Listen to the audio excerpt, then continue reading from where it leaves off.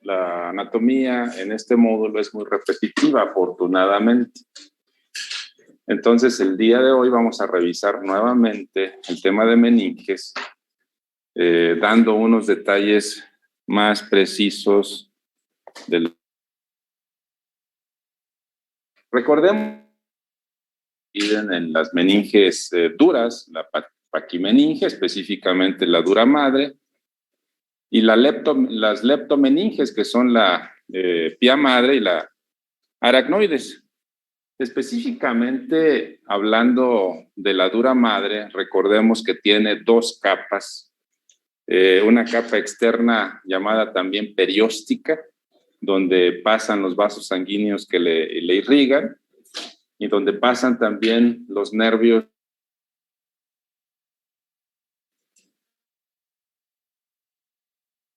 llamada capa meningea, que tiene unas células planas mucho más frágiles y es de lo que se conforma únicamente la dura madre espinal. Al separarse estas dos capas forman estructuras, forman la hoz del cerebro, forman la tienda del cerebelo, la hoz del cerebelo, el diafragma celar, pero también forman los senos venosos. Hay una lista, la vamos a describir con todo detalle cuando veamos anatomía vascular, pero el más representativo de todos es el que cruza la línea media y se le llama seno longitudinal superior. Hay uno que separa la fosa posterior de la superior, que se llama seno transverso, senos sigmoides, confluencia de los senos, pero todo esto es debido a la separación de la dura madre. Esta imagen es muy característica. En esta parte donde estoy marcando con el cursor, las dos capas de la dura madre y al separarse forman este seno venoso. De una vez les indico que la aracnoides manda zonas penetrantes a este seno, digitaciones que se llaman granulaciones de Pacchioni, y es donde descarga el líquido cefalorraquídeo. Bueno, esto ya lo habíamos visto. Esta es una imagen que nos muestra la extensión de la... se le llama también. Una cosa que no habíamos mencionado, pero que quiero que les quede muy claro, es de que la dura madre determina básicamente dos espacios. Un espacio que se llama epidural, y que quiero que entiendan bien que a nivel craneal ese espacio epidural no debe existir en condiciones normales. Es un espacio virtual. Cuando este espacio epidural craneal es real, es porque hay una enfermedad. Y ahorita vamos a ver cuál es la más frecuente. Pero a nivel espinal, el espacio epidural ese sí es real. Ahí existen grasa peridural, existen venas, existen arterias. Y por debajo de la dura madre se le llama espacio subdural. Ese sí es real en ambos casos. Más abajo, que no corresponde a lo que determina la dura madre, existe otra zona que se llama espacio subaracnoideo. Este no tiene nada que ver con la dura madre, pero lo estoy mencionando porque es el asiento de la patología que nos toca ver el día de hoy, que es el síndrome meningio.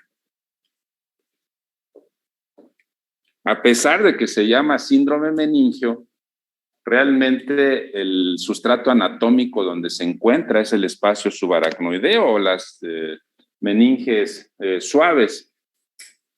Esto es lo que les mencionaba. En condiciones normales, vean ustedes en esta zona, el espacio epidural no existe, es un espacio virtual. Pero cuando se da una fractura, se rompe una arteria, el espacio epidural se llena de sangre y ese se llama hematoma epidural. Esos hematomas epidurales son mortales. en la mayoría de los casos, si no se tratan a tiempo. Y entonces lo que sucede es de que la meninge, en este caso la dura madre que está adherida al hueso, se separa de él. Y por eso los hematomas epidurales se forman con una configuración biconvexa en los estudios de imagen. Esa es la característica fundamental.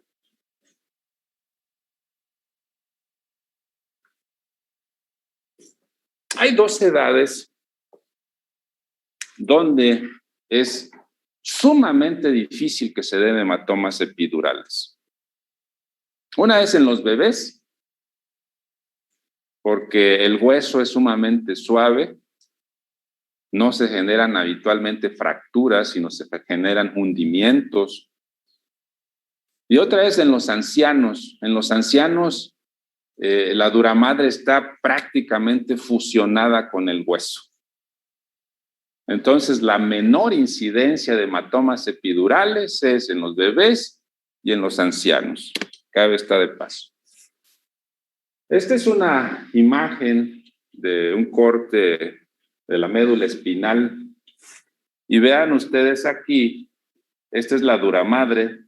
Aquí nada más hay una capa, pero en el espacio epidural es real, es una capa gruesa de tejido graso, con vasos sanguíneos, con venas. Entonces aquí el espacio epidural sí es real. Y hablando específicamente de la dura madre espinal, recordamos es una sola capa y se extiende desde el foramen magno hasta nivel de S2, donde se continúa con un ligamento de sostén que se llama ligamento coxígeo. Se hace fibroso y se extiende más distal todavía, donde se inserta prácticamente en la porción final del coxis. Existen otros sistemas de fijación de la dura madre, de sostén, vamos a decirlo, que son los ligamentos meningovertebrales de Hoffman. Esos están en la porción anterior. Y hay otros ligamentos en la porción posterior y lateral que se llaman ligamentos de Jordanenko. En la parte final, casi donde se forma el ligamento coxígeo, se encuentra también el ligamento sacrodural de Trolar. Y por supuesto, los ligamentos dentados que están realmente distribuidos en todo el trayecto y que se pueden ver aquí claramente. Esta es la dura madre y este es el ligamento dentado. Le dicen así por su forma de diente. Será de diente de tiburón porque no le veo otro parecido.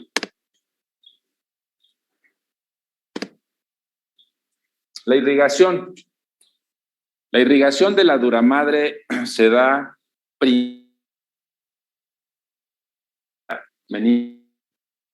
rama de la etmoidal anterior, pero la que mayor zona de la dura madre irriga es la meningia media. La meningia media es rama de la arteria maxilar interna y esta maxilar interna es una rama a su vez de la arteria carótida externa.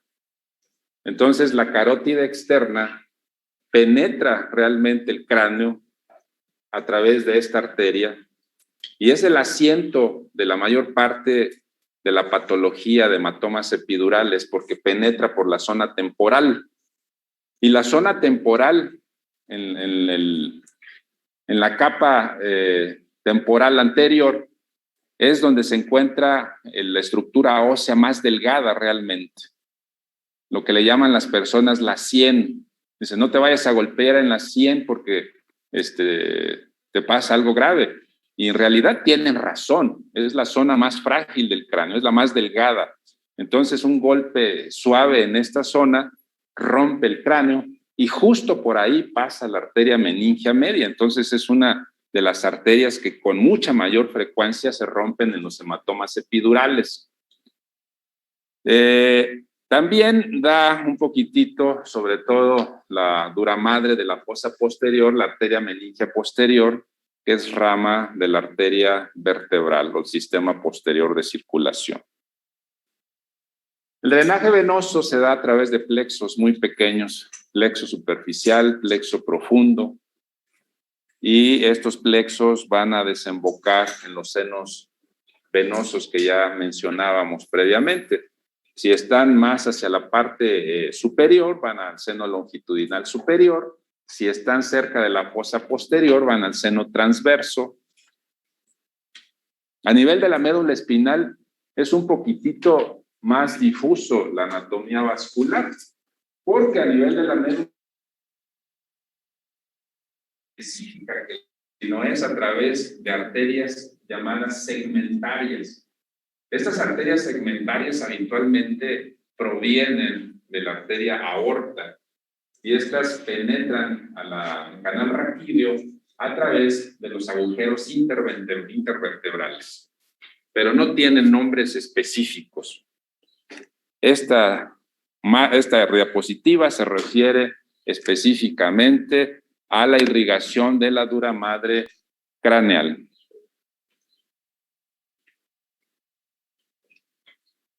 La mayor parte de la inervación de la dura madre, y casi por definición, es del trigémino.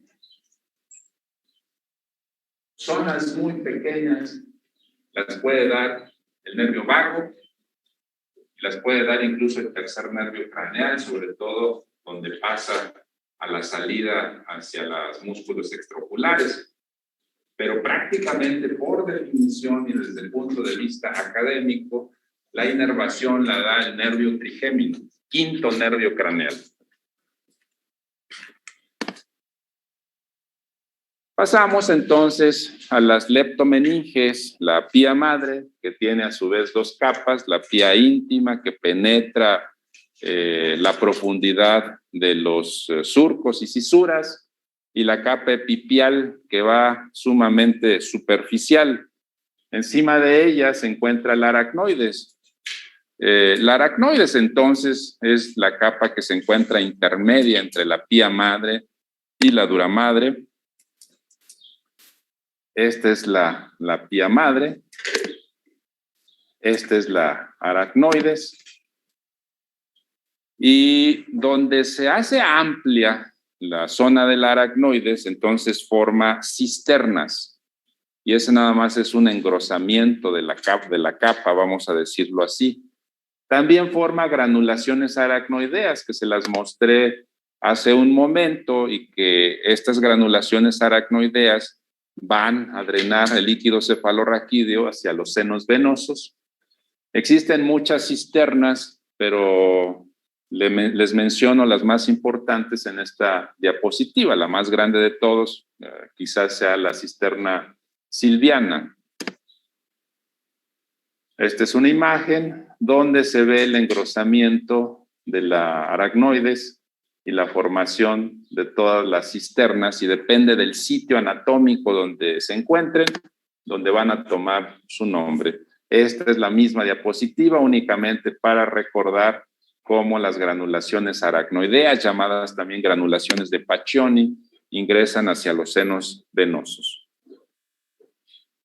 Entonces, ya se los había dicho, pero se los recuerdo. El líquido cefalorraquídeo se produce en los plexos coroides. Y el líquido cefalorraquídeo se absorbe en las granulaciones de Paccioni que drenan hacia los senos venosos. Debe existir siempre un equilibrio entre la producción y la absorción. Si este equilibrio se rompe por algún motivo, entonces se produce la enfermedad denominada hidrocefalia. ¿Alguna duda que tengan hasta aquí? No. A ver. Doctor. ¿Bien? Dime. Había leído alguna vez que donde se da el dolor es precisamente no en el cerebro, sino en las manos. Sí.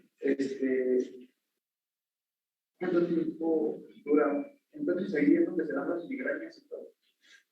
No, las migrañas habitualmente tienen otro mecanismo. Bueno, hay algunas que sí pudiesen originarse ahí, pero realmente, por definición, las migrañas se originan en los vasos sanguíneos. Entonces, los vasos sanguíneos tienen inervación, se llaman nervium vasorum. Y entonces el mecanismo de las migrañas, se le llama también cefalea vascular, es que tienen dos fenómenos, un proceso de vasoconstricción cuando dan el aura y un proceso de vasodilatación cuando dan el dolor de cabeza. En ese proceso de vasodilatación es cuando se activan los nervium vasorum, son los nervios muy pequeñitos de las arterias y ocasionan el dolor migrañoso, pero es diferente. ¿Alguien más preguntaba de aquel lado? Sí, es lo mismo. ¿Alguna otra duda de los que están en línea? Disculpe, doctor. Sí. Dijo que la arteria meningia media rama de la maxilar interna venía de la carótida externa. Externa, sí. Gracias.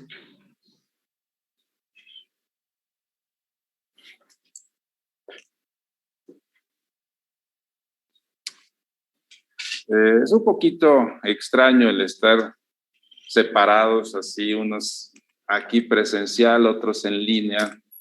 No me da realmente la oportunidad de conocerlos a todos ni saber si están estudiando. Pero bueno, ¿cómo me dijiste que te llamabas? Clarisa. Clarisa nos va a decir en qué consiste el síndrome meningio.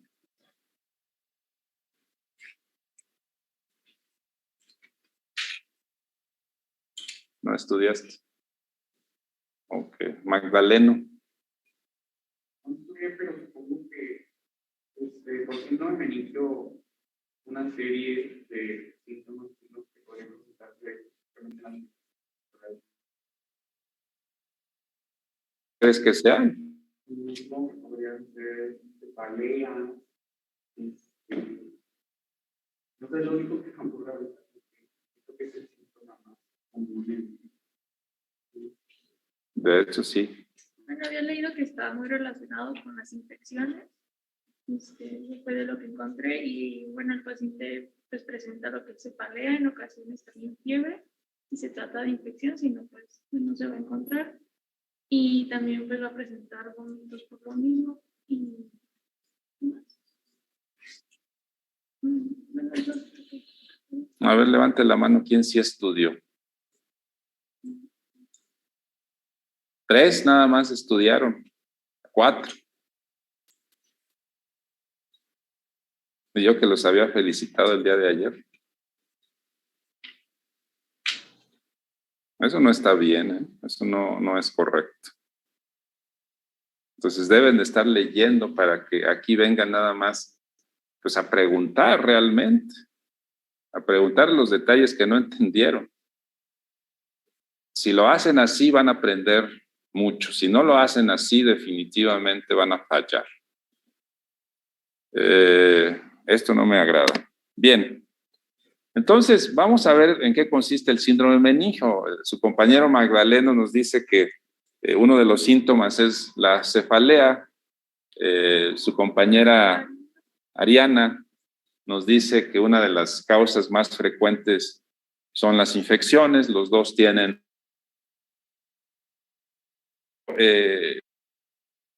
uno de los síndromes básicos que existen en neurología. Son de las cosas también que no se les debe de olvidar. Esta es la definición, es un cuadro clínico provocado por la inflamación o irritación de las membranas que envuelven el sistema nervioso central. Por definición, pues suena sumamente fácil saber que se pueden inflamar las paquimeninges. Si se irritan únicamente las paquimeninges, se le llama paquimeningitis. se irritan las leptomeninges, se llama leptomeningitis. Sin embargo, a pesar de que desde el punto de vista académico así se llaman, quiero decirles que ya aplicado a la clínica, realmente es muy, muy difícil encontrar una leptomeningitis pura. Por ese motivo se le llama en general meningitis. Pero el asiento clásico de este proceso es en las leptomeninges.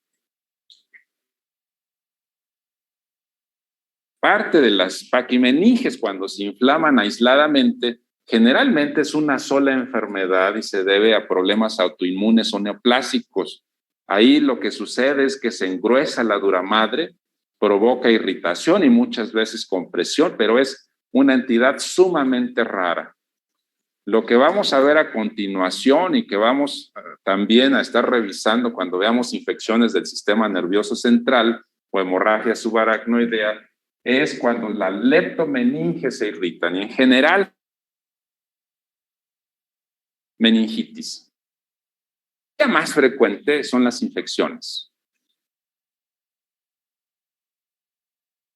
Tanto las meningitis como las encefalitis pudiesen ocasionar estos síntomas. Otra de las patologías sumamente frecuentes que vamos a revisar se llama hemorragia subaracnoidea. No sé si ya les había mencionado, pero la hemorragia subaracnoidea.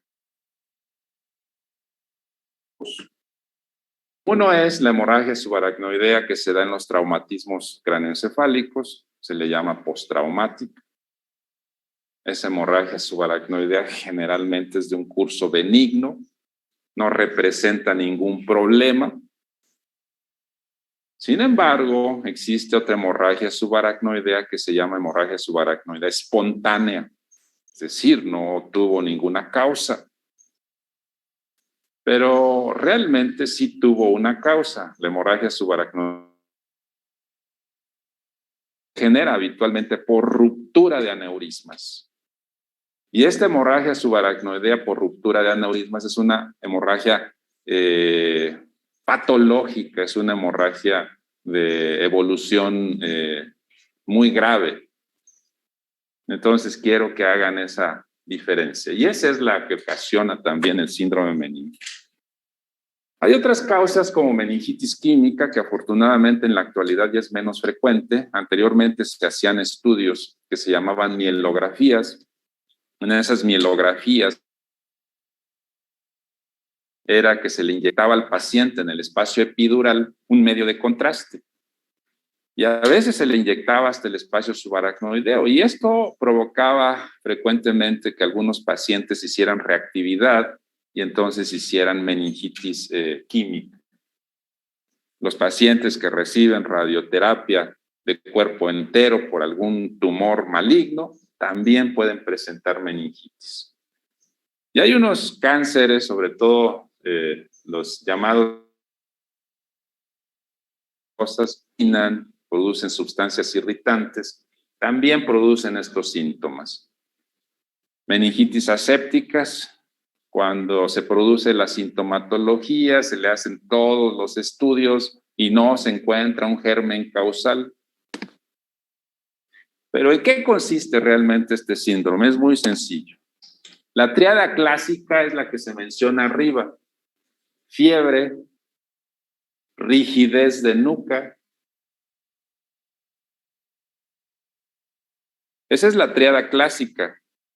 Y sin embargo, si se hace un conteo estadístico, esta tríada clásica se presenta únicamente en el 30-40% de los pacientes. Si a esa tríada clásica le agregamos uno de estos síntomas que están en la parte de abajo, específicamente la cefalea, que ya había mencionado el doctor Magdaleno, entonces características de estos 4 síntomas, la tríada clásica más la cefalea, se encuentra en el 95% de los casos.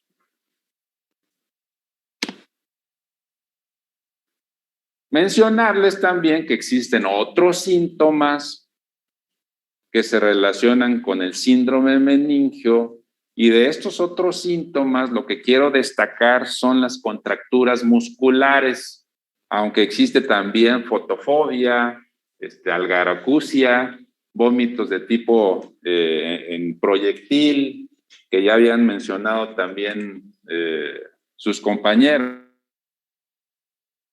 Pero donde quiero hacer un énfasis es aquí en las contracturas musculares, porque existen algunos signos específicos neurológicos que caracterizan a este síndrome meningio.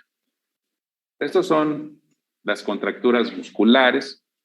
Lo que vamos a encontrar en estos pacientes con síndrome meningio es rigidez de nuca, quizás es el principal. El paciente tiene un dolor de cabeza severo, ustedes tratan de flexionarle el cuello, la barbilla, el pecho, y estos definitivamente no pueden. Así se detecta la rigidez de nuca. Y muchos de estos signos que vamos a ver se relacionan precisamente a la rigidez de nuca. Vamos a tener contracturas de varios grupos musculares. Por ejemplo, en abdomen se le llama vientre en batea, en los músculos de la cara, risas sardónica, en el macetero se llama trismus porque comprimen realmente la mandíbula. Esa es la posición en trípode, la rigidez de nuca, contracturas severas de los músculos paravertebrales, forman el signo que se llama opístotonos, la actitud de gatillo de fusil, el trismus que les mencionaba con los músculos maceteros, el vientre en batea, pero de las contracciones musculares, lo que es característico de este síndrome son lo que se le llama el signo de Kernig y en segundo el signo de Brudzinski. Todos los demás signos que van a encontrar en la descripción que hace en el libro de Fustinioni son realmente derivados de lo mismo. En el signo de Kernig, el paciente está en decúbito dorsal, es decir, acostado boca arriba. Esa es la forma clásica de explorarlo. Y el explorador le pone un brazo en la espalda y lo intenta sentar. Al momento de sentarlo, lo que va a suceder es de que el paciente con el signo de Kernig va a flexionar la rodilla. Y aunque el explorador intente extenderla, no va a poder. Ese es el signo de Kernig positivo. Existe una segunda forma de explorarlo. Paciente en decúbito dorsal, en la fotografía inferior, y el explorador levanta la pierna del paciente como si estuviera realizando la maniobra de la SEC. Y entonces al momento de levantarle la pierna, va a flexionar la rodilla contralateral. Y también va a ser difícil extenderla. Este es el signo de Brudzinski. La mano del explorador en la cabeza del paciente trata de hacer tocar la barbilla con el pecho y entonces al hacer eso flexiona también las piernas. Y existen sucedáneos como el signo de Plateau, el signo de Marañón, que pudiese ser incluso un sucedáneo del Babinski, porque lo que sucede cuando intentan bajarle la flexión de la rodilla al paciente, lo que hace es extender el dedo gordo y flexionar el resto de los dedos del pie. Y existe también un signo que se llama Brudzinski de la mejilla, se tocan el malar y por debajito del malar le presionan al paciente y generalmente flexiona también las rodillas. Entonces, estos síntomas, estos signos van a estar presentes en este síndrome, pero los que quiero que conozcan bien es el signo de Kerning, signo de Brusinski, y quiero que lo conozcan bien para el examen, pero sobre todo para el día que les toque explorar un paciente. Son de las cosas que no se les deben olvidar. Hay muchos detalles que vamos a ver en este módulo y en todos los módulos, detalles incluso anatómicos, que es natural que la curva del aprendizaje y del olvido actúen y que llegue un momento donde ya no se acuerden de cuántos milímetros hay entre un surco y otro, pero hay situaciones clínicas como estas que no se les deben de olvidar. Cuando alguien les pregunte y estén practicando en un hospital, deben de saberlo contestar. No la anatomía, sino esto. Esto es lo que no se les debe de olvidar. ¿Alguna duda que les haya quedado? Sí, doctor, yo tengo una pregunta. Sí. En los dos signos que mencionó, el de Kernig y el de Brusinski, es contralateral, ¿verdad? Lo de la rodilla. Es contralateral, el de Brusinski, sí. Okay. Bueno, el día de mañana teníamos programado el examen, pero lo cambiamos para el sábado. Entonces, la clase del sábado vamos a empezarlas el día de mañana, a las 7 de la mañana, lo que alcancemos a ver, pero van a ser el día de mañana virtual. Mañana no tengo oportunidad de venir, mañana va a ser virtual. ¿De acuerdo? Y el sábado nos vemos aquí. Todavía estoy por decidir si va a ser escrito, o si va a ser en el aula de computación. Voy a platicar con Juan Manuel cuál es la mejor forma, pero es exactamente lo mismo. Bueno, nos vemos entonces mañana. Doctor, una pregunta. ¿El examen estaría programado a las 7 o ya cambiará? Depende de los grupos. Pues no es importante a qué horas. Yo creo que a qué horas prefieren, a las 8. Déjenme ver cuántos pueden ingresar al aula de cómputo. Porque si son muy pocos, pues sí tenemos que empezar temprano. Si no, para que no se desvelen, para que no se desmañanen, perdón. Entonces yo les aviso, hoy mismo les aviso. Gracias, doctor. Hasta luego.